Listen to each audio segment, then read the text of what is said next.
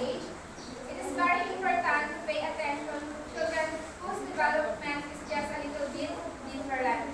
So, according to Bosky, in this study, he mentioned that child's development exists on a continuum. When we say continuum, according to Merriam-Webster, it is a series of things that are slightly different from each other and that exist between two different possibilities. So, ang continuum is may pagkakaiba siya sa isang bagay.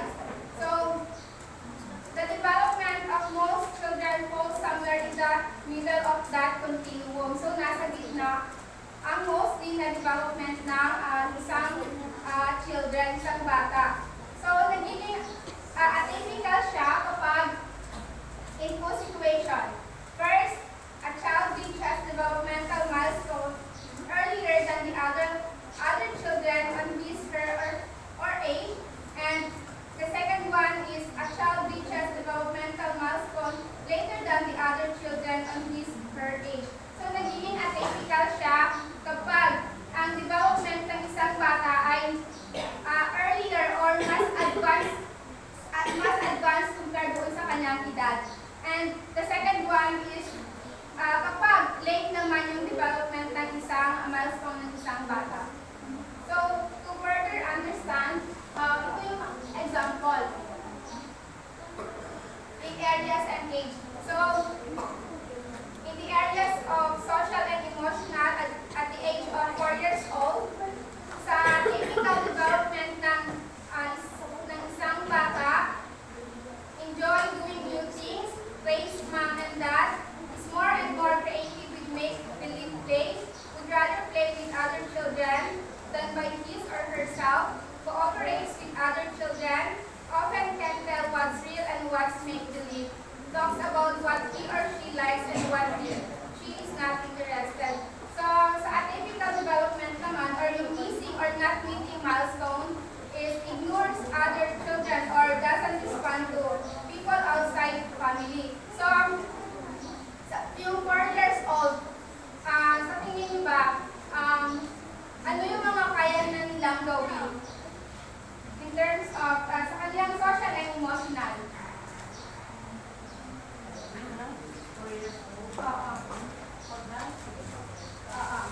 Kaya na nilang makapag-salita. So, yes. So, usually, di ba, ang age na 4 years old is daycare na ito sila, no? Yung mga pamangkin nyo. Pag ma-notice nyo or, yes, pag ma-notice nyo, yung mga 4 years old is daycare na ito sila. So, ito yung mga typical development. Dapat sa age of 4 na ito is ginagawa nila ito, yung makipag-socialize, and not, hindi yung ina-isolate nila yung sarili nila. Next area is language and communications. Sa typical development milestone, knows some basic rules of grammar such as correctly using he and she, sings a song or says a poem from memory, such as the Itsy Spider or the Wheels on the Bus, tells stories, can say first and last name. Sa atypical development naman, speaks clearly, doesn't use me and you correctly, can retell a favorite story. So, sa language, so kaya na nilang sabihin yung pangalan nila, and yung mga nursery rhymes is minsan nasusundan nila, and alam nila yung mga lyrics. So, dito sa atypical or hindi pa na-meet yung development na yun is hindi nila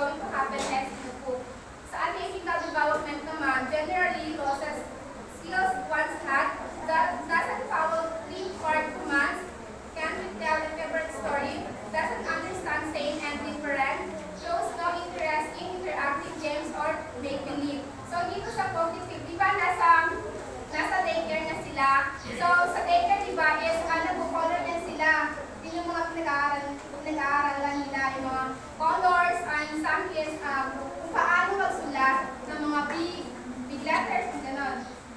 Dinatrace nila yan.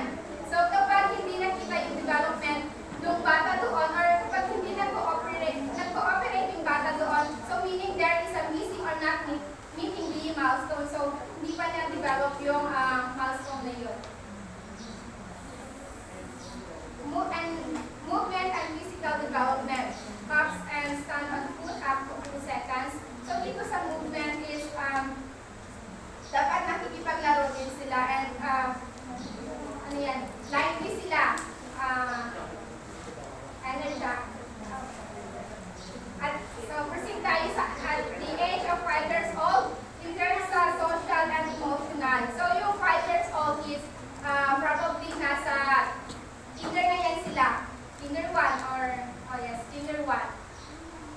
So sa typical development milestone, wants to please friends, want to be like friends, more likely to agree with rules, like to sing, dance, and act, shows concern and sympathy for others, is aware of gender, can tell what's real and what's make-believe, shows more independence, is sometimes demanding and sometimes very cooperative. Sa atypical development naman, usually withdraw and not active, doesn't respond to people or responds only superficially, doesn't show wide range emotions, can tell what's real and what's make-believe, shows wide range behaviors, usually fearful, aggressive, shy, or sad. So, try to observe your mga pamangkin. So, di ba, sa yung mga age of 5, yung mga nasa kinder, so, may mga friends na yan sila. May ginatawag na sila ng mga friends. And, so, di ba sa kinder, yung visual sila, no? So, nag-cooperate na sila sa sing, dance, and act. So, dyan din nag-start yung pagkagusto nila, or sometimes dyan nag-start yung nagiging dancer sila, singer, dyan nag-start. Language and communication. Speak very clearly, tells a simple story using equal sentences, uses future tense, or for example, grandma will be here. Doesn't talk, sa atypical naman, doesn't talk about daily activities, doesn't use plural or past tense. Cognitive, says name and address. Can draw a person with at least 6 body parts, can print some letters or numbers, copies a triangle and other geometric shapes, know about things used every day like money and food. So, yes, observe niyo pa din yung mga pamangkin ninyo, marunong na din yan sila na humingi ng pera and pagkain. Sa atypical development, can give first and last name, counts 10 or more things, loses skills once had, doesn't draw pictures, is easily distracted, has trouble focusing on one activity for more than 5 minutes, doesn't play a variety of games and activities, can tell what's real and what's make-believe. In areas of movement and physical development, sa atypical development, stands on one foot for 10 seconds or longer, hops and may be able to skip, can do somersault, uses a fork and spoon and sometimes a table knife, wow. Can use the toilet on her own, swings and climbs. Atypical development, can brush teeth, wash, and dry hands or get undressed without help. So, dito sa atypical is, may mga ibang bagay sila na hindi pa nila kayang gawin independently. At the age of 6 years old, in terms of social and emotional, shows more independence from parents and family, starts to think about the future, understand more about his or her place in the world, pays more attention to friendship and teamwork, wants to be liked and accepted by friends. Sa atypical development naman, plays best with younger children, has behavioral outcomes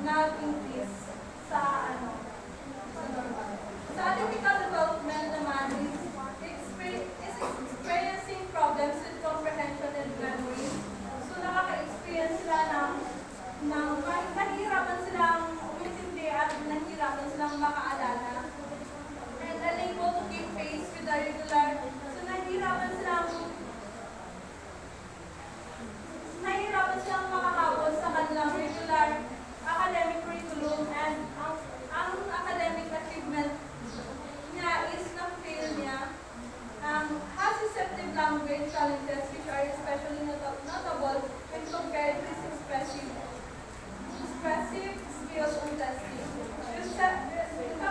Nahihirapan silang intindihin yung sinasabi ng ibang tao sa atypical development. So, movement and physical development. Si atypical development, kailangan niya ng physical help sa pagdadamit, sa pag-cook, or sa pag-ihi. So, kailangan nila yan ng time. So, has limited mobility. So, na-develop nila yung paglalakad nila, pero hindi nila kayang mag-isa. Nakakalakad sila mag-isa, pero in a short time, in a short distance, and they can stand alone, but only for a bit of time. So, at the age of 11 to 13 years old, social and emotional of typical development could show more concern about body image, looks, and clothes. So, dito sa age na to, concern na sila kung paano sila manamit, kung ano yung magiging itsura nila, and shows more focus on themselves. So, yun. Nagkakaroon sila ng focus sa kanilang pananamit, on how they look, experiences more moodiness, naka-experience sila ng iba ng mood. So, halimbawa, ngayon, happy siya. So, later on, magagalit siya. Shows more interest in and influenced by peer group. Can express less affection toward parents, sometimes might seem rude or short-tempered. Can feel stress from more challenging schoolwork, maybe at greater risk for developing eating problems. So, maaaring ma-develop din dito yung eating problems sa isang bata. Maybe more inclined to feel sadness, experience depression, which can have impact.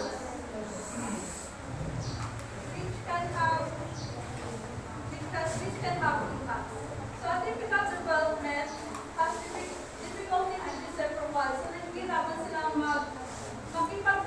makipag-conversation sa ibang tao. So, nahihirapan silang mag-exchange ng ideas sa ibang tao. It's unable to speak in long sentences and make mixed pronouncing.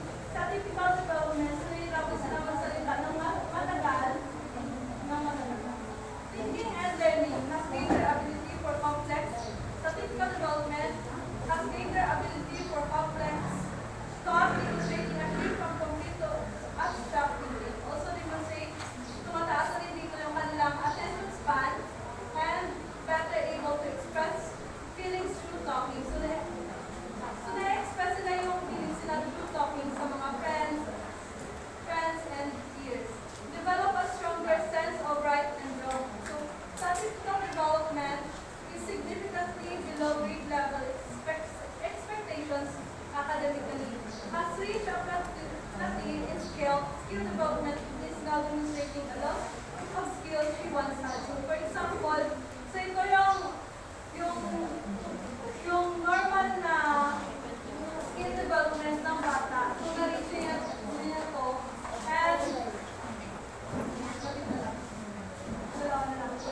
And mawawala na rin yung skills na meron siya noon. Movement and physical development. Physically active, you might join a team sport or take up an individual sport. Puberty plays an important role to every child develops at different rates between 8 and 18. Growth sports may cause clumsiness and lack of coordination. So, for example, yung growth sports, yung height is nag-increase. So, magpa-cause siya ng clumsiness and lack of coordination. Becomes more aware of his or her own sexuality, may experience increased appetite and the need for sleep. Sa atypical development naman, kailangan niya ng help, physical help sa pag-self-care. At the age of 14 to 21 years old, social and emotional has more atypical development, has more interest in their post-opposite sex, post-trueless